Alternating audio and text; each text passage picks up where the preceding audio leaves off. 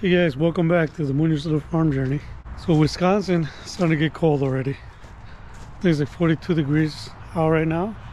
It's actually been colder. The other night it was like 30, it was actually 32 degrees the other day.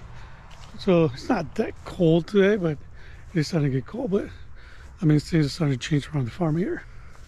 Morning, Natasha. I don't think you guys know, but Natasha had little kitties. Her little babies right here. Hey guys! She had these babies probably like 3 weeks ago, maybe? 3 or 4 weeks ago, I think it was. So they are actually the newest babies in the farm. Before that, it was Yelena. Yelena had a litter of four kitties. We kept one. Her name was Pepper. And then the other three ended up going to homes with friends. And then the plan for this one's is the same thing.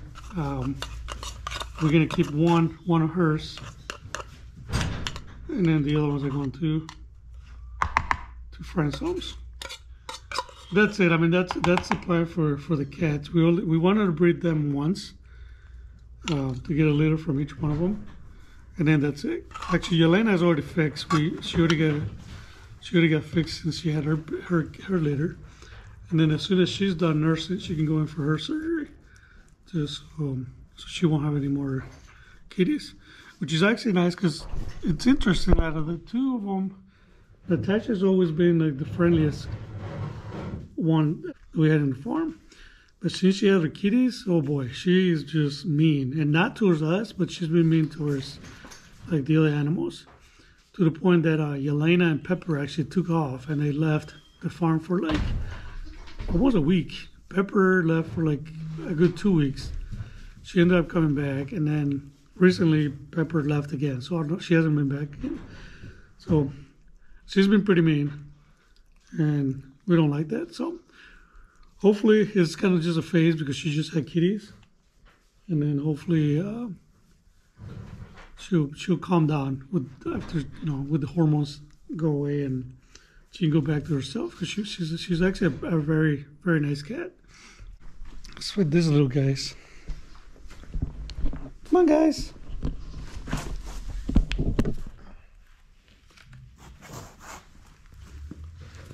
So they are already starting to eat solid food. We got them on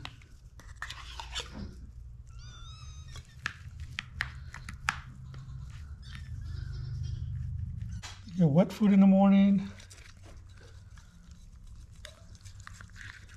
and at night. Let's get this mom out of here. Go eat your food. Eat your food over here, baby.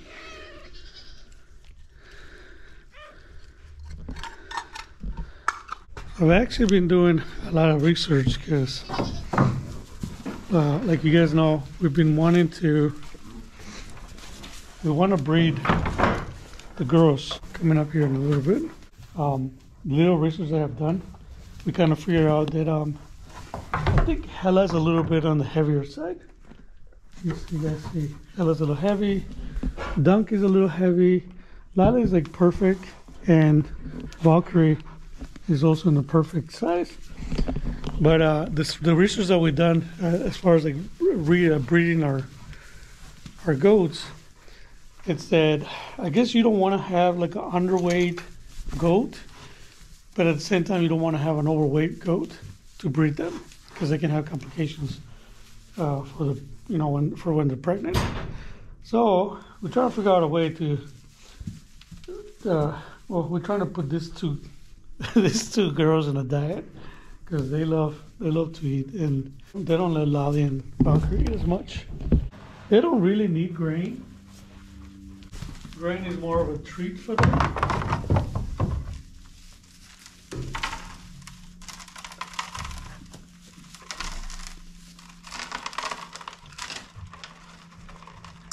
I think what we did wrong, it was that when we were doing the meat chickens, we were rotating the meat chickens inside the enclosure with these guys, right?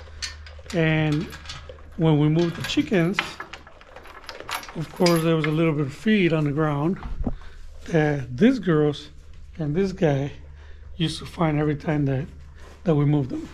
The problem with that is that I think what happened is that feed obviously made Hella and Donkey pretty fat, which them two, every time we moved them, them two went right for the spot and started looking for the spots where there was a little bit of feed on the ground. And then this guy as well. So those two will get fat. This guy will get diarrhea. So definitely a process that we need to change next. We're thinking that we're going to probably take our meat chickens and we're going to rotate them, but outside of the fence where Bucky and the goats are not in. I don't really think that there's a way for us to control like how much feed the meat chickens live on the ground. So, but there is a way for us to control where we put the meat chickens. Right? So whatever leftover feed they leave on the ground, that we can control where that's going to be at. And we want it outside where the goats are not at.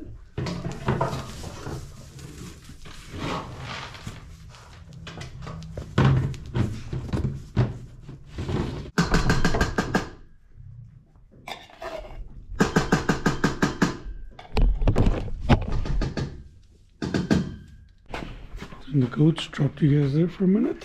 There's Mr. Guardian Dog. Oh, he already knows what to sit. Aren't you the propertiest guy that listens when there's food around, huh? He doesn't really listen as good when there's no food involved. He's like, yeah, sit. Stay. He's actually not that good of a listener when there's no food involved. Stay. Stay. Come here. Okay, go. Oh, food-driven guardian dog. Okay, Yelena's not here. Since the whole Natasha incident thing with the babies, and she's becoming this mean cat, that Yelena and Pepper, they kind of been on this side over here, staying away from her. So I've been trying to make sure that they have food and water on this side, so when they do come back, they have food. I still want those girls to know that this is home and they can still come back if they choose to. You know, it's safe for them to come back, and there's always going to be food and water for them here. Especially now that it's starting to get cold. I don't want them to be gone for such long periods of time. Actually, for Pepper is the one that she's actually been, since she was little, she's always like, she likes to wander off for long periods of time. But I noticed that she likes to come home at night, eats, and then she takes off again. So what I've done for Pepper is that I make sure that there is food out there for her. And then I know she comes in and she eats at night and then she leaves. This last time that she was gone for 2 weeks, she kind of scared me. I mean, that's the first time she's been gone for that long that I had not seen her. That was a little scary. I thought maybe, you know, she was dead or somebody took her, or I don't know. We do live right next to a busy highway, so it's kind of like you start imagining the worst and you hope your animals are okay. But she came back. The way I know that she's back is she does this little thing where she eats her food and then she covers it with hay. So that's Pepper's trait. She's been here. I know she is. So we'll see what happens. All right, girls, be free. I'll get some cookies for the boys. Goodbye, little one. That's one of the boys.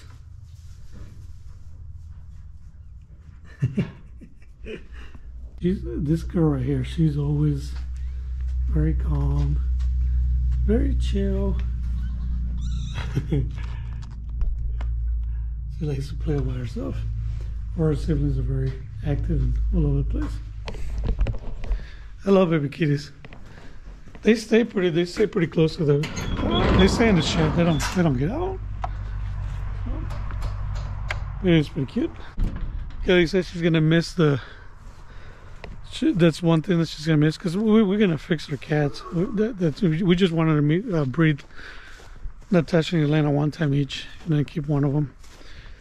So she says she's gonna miss, the kitty part of it, which it's cute. I mean, I do like it too, but you don't want to breed too many cats. They can overrun you pretty easy. So we'll see. We'll go from there.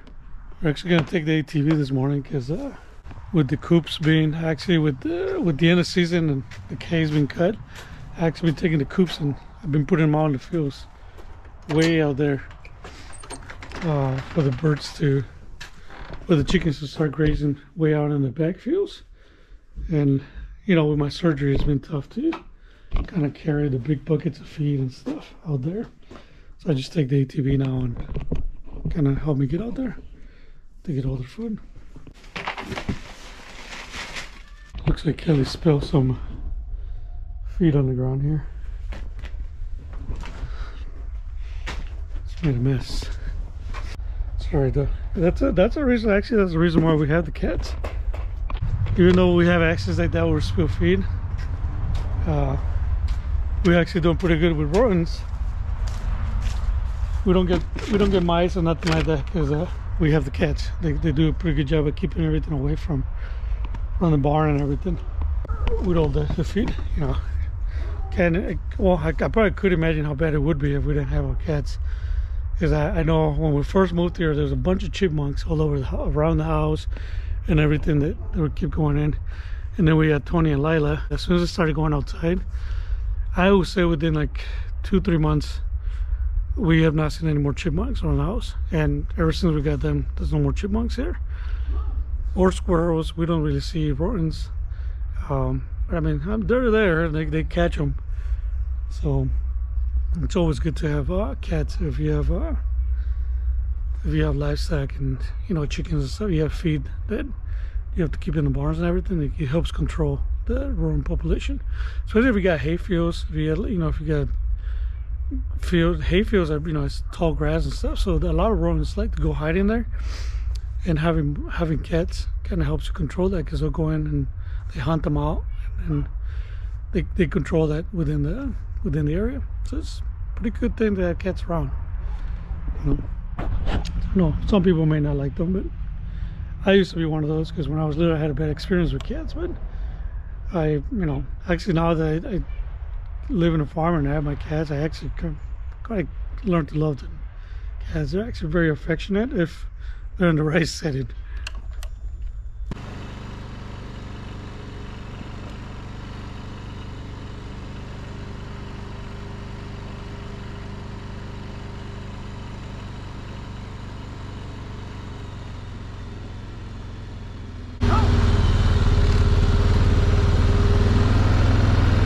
Oh, I forgot I closed this gate. I can't go through here, but the boys are waiting for the cookies. Hey guys, you want your cookies?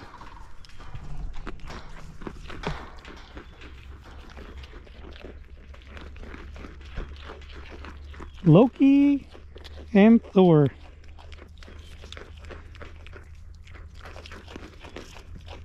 I don't know if you guys go back in the videos, these guys have actually changed a lot, like quite a bit.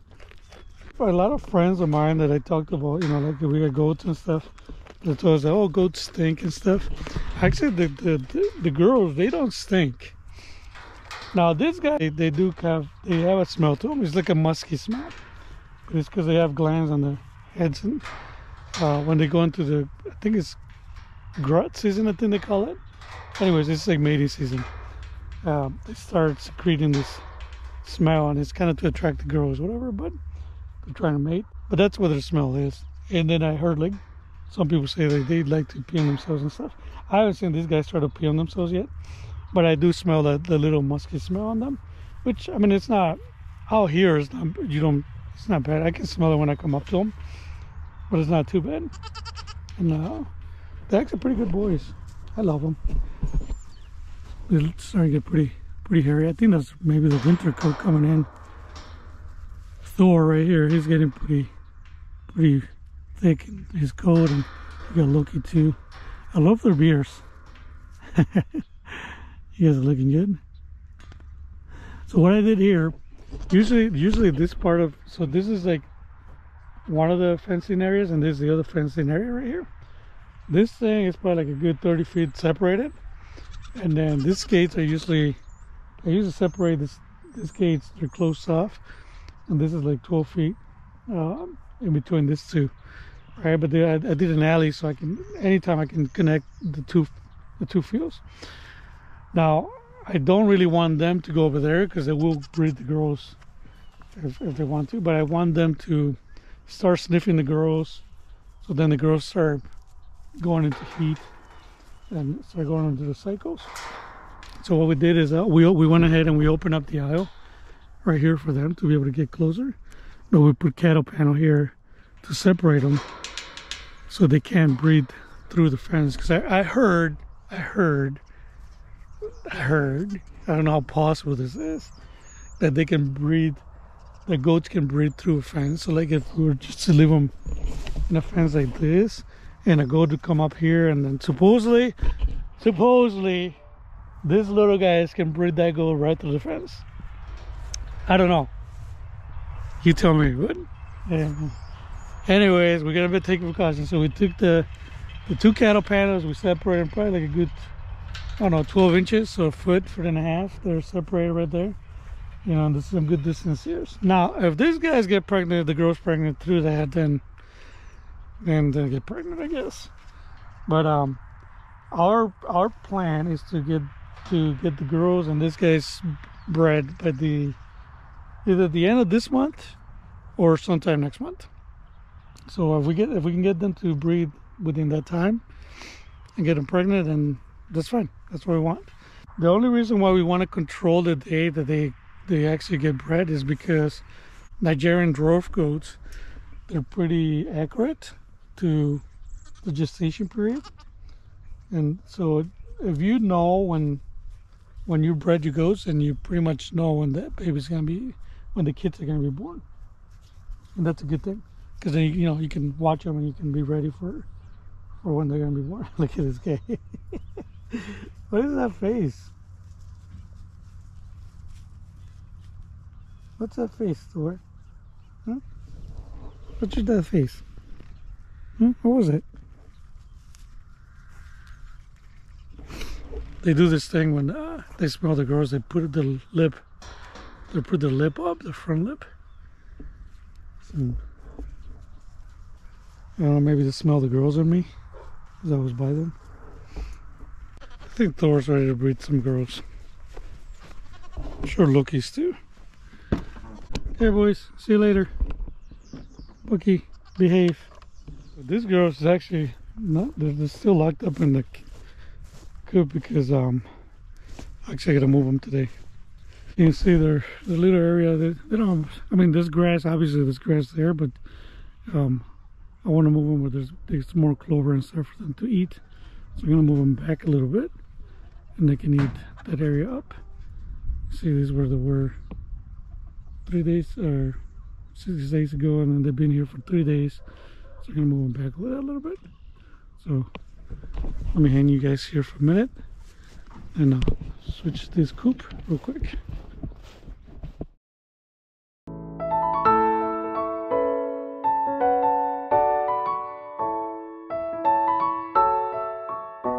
So for some reason, this vlog, they don't like to eat the pumpkin. Well, they look like to eat the pumpkin. Look, they're eating all around it. They're not eating the seeds. The other vlog, the seeds are the first things that would have been gone. So, see, we'll leave it there. See if they eat the seeds this time. But that pumpkin's been out there for probably a whole week, and they're just picking around all the seeds. Okay, just open up the door.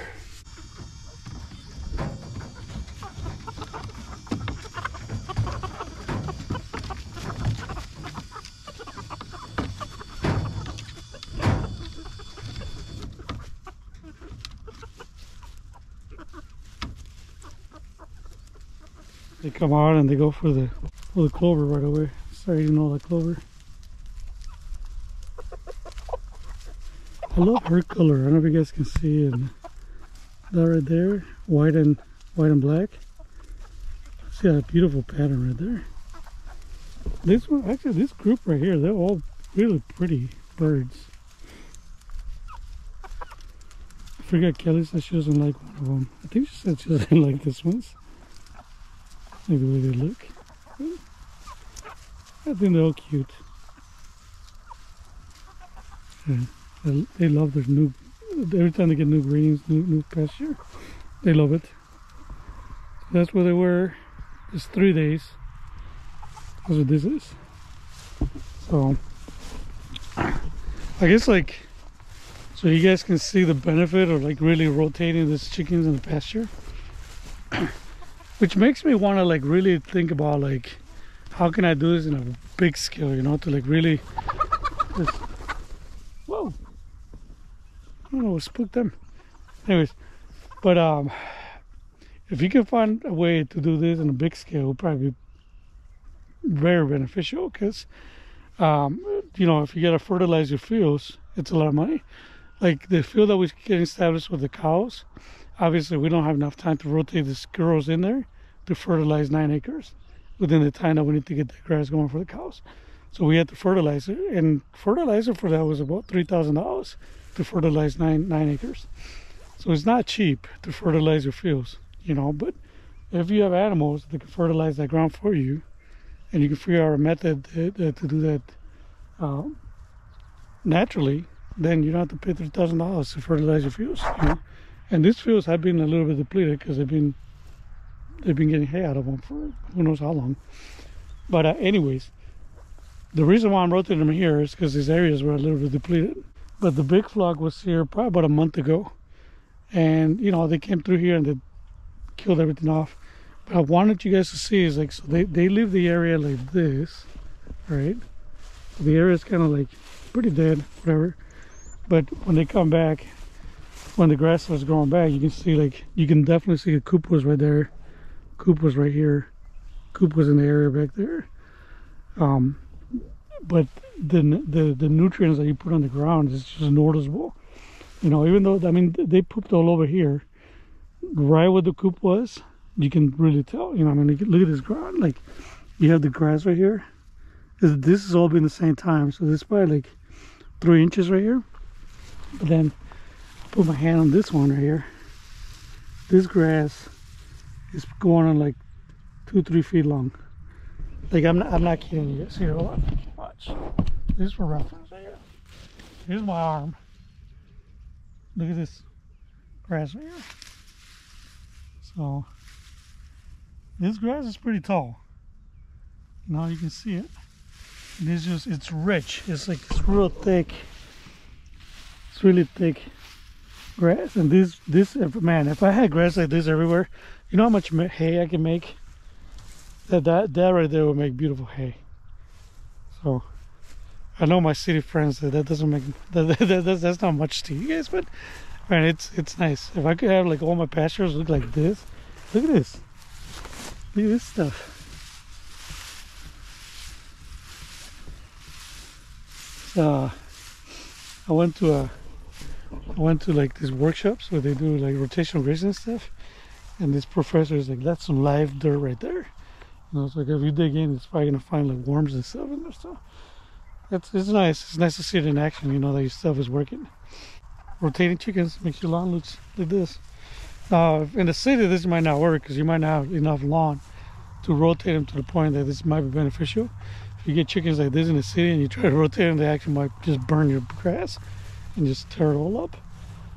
But you know, here it works out pretty good for us. That's actually why I have the girls, the other flock, the bigger flocks out there in the field, because that field right there is pretty depleted from nutrients. So I'm trying to get that one going. Maybe I just need to get like 300 or 400 chickens, get like a huge coop, and then that way I can rotate it. Wouldn't that be a dream? Then I gotta think about where I'm gonna put them in the winter. See, and that's the reason why I made my coops with the floors that they have holes. They don't have holes, they have that corrugated metal It's got like, you know, like half-inch holes in them. But so when they're roosting at night, they can poop, go straight onto the ground.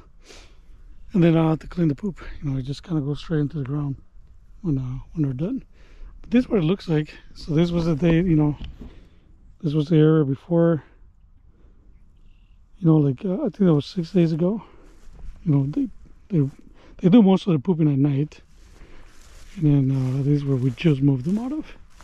You know, like this is like most of the droppings. Most of the droppings will be here. So that's where most of those nutrients are. And then a couple of weeks from now, it'll look like what I just showed you guys. Chickens. They actually do a pretty good job of clearing our areas too.